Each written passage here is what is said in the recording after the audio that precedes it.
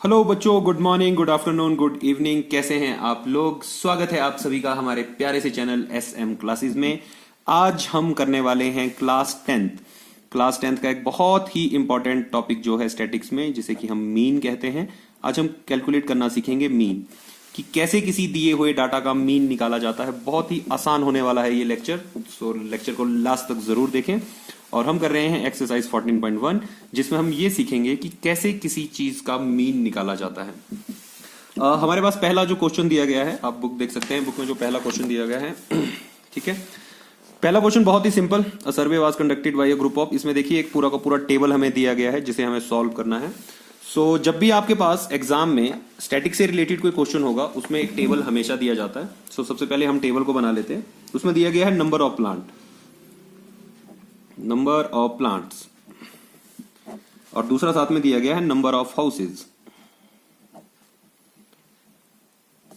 ये जो number of plants दिए हैं 0 से 2, 2 से 4, 4 से 6, 6 to 8, 8 to 10, 10 to 12 and 12 to 14। इस सेक्शन को कहा जाता है क्लास इंटरवल। क्या कहा जाता है? Class interval. और दूसरा, जहां पे फ्रीक्वेंसी, ये जो हमें दिया गया है कि कितने घर हैं, 1 2 1 5 6 2 और 3, इसे कहा जाता है फ्रीक्वेंसी। इसे हम FI से डिनोट करते हैं, फ्रीक्वेंसी। सो इसमें कहा गया है कि एक सर्वे हुआ जिसमें नंबर ऑफ प्लांट चेक किए गए कि कितने घर में कितने प्लांट हैं। तो ऐसे घर जहां पे 0 से 2 के बीच में प्लांट थे, एक घर था। 2 से 4 प्लांट वाले 2 घर हैं। ऐसे ही हमें सब इनका नंबर दिया गया है। तो जो सबसे एक जनरल जो फार्मूला होता है मीन निकालने का, मीन को हम लोग X बार से डिनोट करते हैं। मीन, ये आपने 9th में भी ये फार्मूला देखा होगा, जो सबसे यूजुअल फार्मूला था, sigma FI XI upon sigma FI। ये फार्मूला हम क्लास 9th में भी यूज कर चुके हैं। एक्चुअल में यही फार्मूला होता है मीन कैलकुलेट करने का, मगर इसी चैप्टर में हम ये भी देखेंगे कि कैसे उन नंबर्स का मीन निकाला जाता है जिनकी कैलकुलेशन बहुत लंबी होती है। हम 2 नए मेथड और सीखेंगे, एक सीखेंगे डायरेक्ट मेथड और दूसरा सीखेंगे स्टेप डेविएशन। तो सबसे पहले हम इसी फार्मूले का इस्तेमाल करके यहां पे कैलकुलेशन कर सकते हैं। तो सबसे पहले हमें यहां पे चाहिए XI, जो कि हमारे पास गिवन नहीं है। XI निकालने के लिए जो ये क्लास इंटरवल दिया जाता है, इसमें ये जो लोअर लिमिट होती है और जो अपर लिमिट होती है, जो लेफ्ट साइड में होती है इस लिमिट को हम लोग लोअर लिमिट कहते हैं, जो राइट साइड में होती है इस लिमिट को हम लोग अपर लिमिट कहते हैं। तो किसी भी लाइन के लिए अगर आपको XI की वैल्यू निकालनी है, अगर आपको XI निकालना है, तो यहां पर पहले इन दोनों को प्लस किया जाता है, 0 + 2 और 2 से डिवाइड किया जाता है। तो 0 + 2 = 2 अपॉन 2, दैट इज 1। इसका मतलब यहां पर XI की वैल्यू है 1। यहां पे देखिए 2 + 4 6, 6 को 2 से डिवाइड करेंगे तो 3। कहने का मतलब यह है कि 0 और 2 के बीच में क्या आ रहा है 1, 2 और 4 के बीच में क्या आ रहा है 3। ऐसे यहां पे 5 आ जाएगा, यहां 7 आ जाएगा, यहां 9, यहां 11 और यहां 13। अब हमें एक कॉलम चाहिए जिसमें कि हम फार्मूला बनाएंगे FI XI का। FI XI मतलब FI को XI से मल्टीप्लाई किया जाना है। अब हमारे पास FI की वैल्यूज ये दी हुई हैं सारी, ये हमारे पास XI है, हम इन्हें मल्टीप्लाई करेंगे। 1 1 is 1, 2 3 6, यहां पे 5 हो जाएगा, यहां 35, 54, 22 एंड 39। ये हमारे पास कुछ वैल्यूज आ रही हैं जिनको हमने F और XI को मल्टीप्लाई करके निकाला है। अब यहां पे इनका समीशन करेंगे, जिसको हम नाम देते हैं sigma FI XI। FI XI का सिग्मा। तो जितने भी ये नंबर है इनको सबको ऐड कर लीजिए।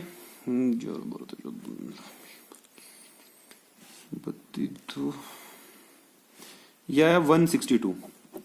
यहां पे सिग्मा FI XI की वैल्यू आ रही है 162, और हमें साथ में चाहिए सिग्मा FI। तो ये जो कॉलम है FI वाला, इस सबको प्लस करेंगे, इन सबको प्लस करेंगे तो यहां पे सिग्मा FI आने वाला है 20। तो हमें अब सिर्फ x बार की तलाश है। सो x बार निकालने के लिए हम सिग्मा FI XI इस 162 को डिवाइड करेंगे FI से, जो जिसकी वैल्यू है 20। तो आप इसे सॉल्व करें, इसको अगर आप काटेंगे तो 8.1 के आसपास इसका आंसर आएगा। तो इसका जो मीन है इस वैल्यू का वो है 8.1, और यही है आपका आंसर। अभी हम देखने वाले हैं दूसरा क्वेश्चन। दूसरे क्वेश्चन में भी देखिए एक हमें डाटा दिया गया है। मैंने जैसा आपको बताया हर स्टैटिक के क्वेश्चन में आपको एक टेबल दिया जाता है जिसमें दो अलग अलग डाटा आपको दिए जाते हैं। ये जो स्टार्टिंग वाला डाटा है जिसमें लिमिट दी जाती है 500 से 520 से हम क्लास इंटरवल कहते हैं, और ये जो कॉलम है इसे हम फ्रीक्वेंसी कहते हैं कि कितनी बार कोई चीज हो रही है। तो सबसे पहले मीन निकालने के लिए हमें किस चीज की जरूरत होती है? हमें मीन निकालने के लिए सबसे पहले जरूरत होती है एक्सआई की, जिसे हम क्लास मार्क भी कहते हैं।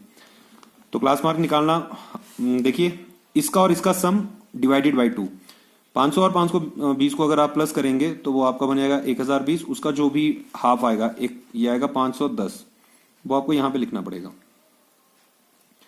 मतलब 500 और 520 में क्या लाई कर रहा है? 510। 520 और 40 के बीच में 530, वैसे ही इन दोनों के बीच में 550, 570 और 590। ये इसका क्लास मार्क है।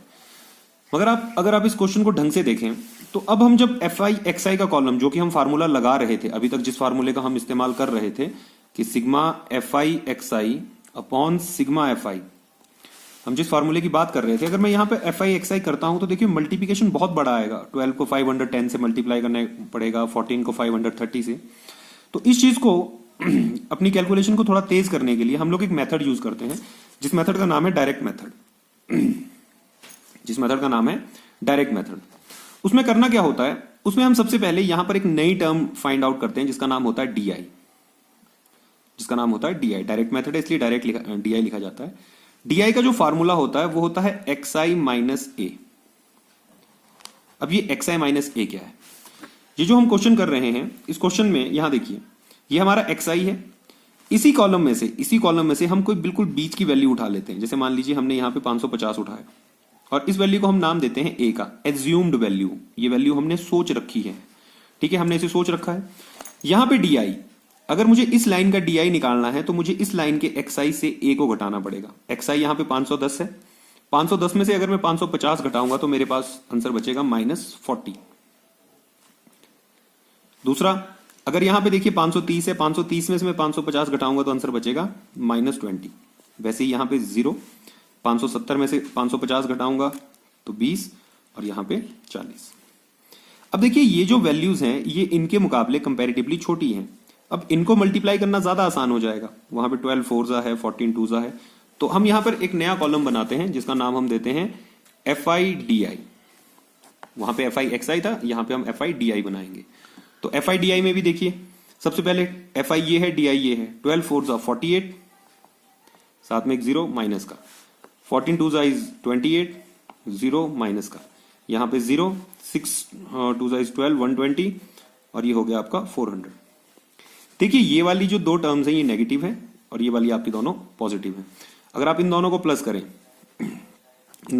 तो ये है 0, 0, 8 से 16, ये बना 760 माइनस का, और इन दोनों को प्लस करें तो ये बन रहा है 520 प्लस का। ये माइनस का, ये प्लस का। तो टोटल जो यहां का सिग्मा एफ आई डी आई आएगा वो हो जाएगा -760 प्लस 520। मतलब ये हो गया आपका 4 और 240 माइनस का। तो हमारे सिग्मा एफ आई डी आई की जो वैल्यू आ रही है वो कितनी आ रही है? -240।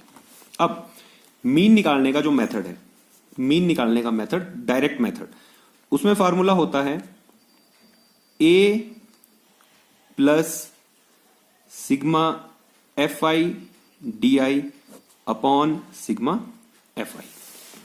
बस फर्क कुछ नहीं है, वही sigma F I X I की तरह ही है, लेकिन साथ में यहां पे ए प्लस में है। तो वैल्यू भरेंगे हम।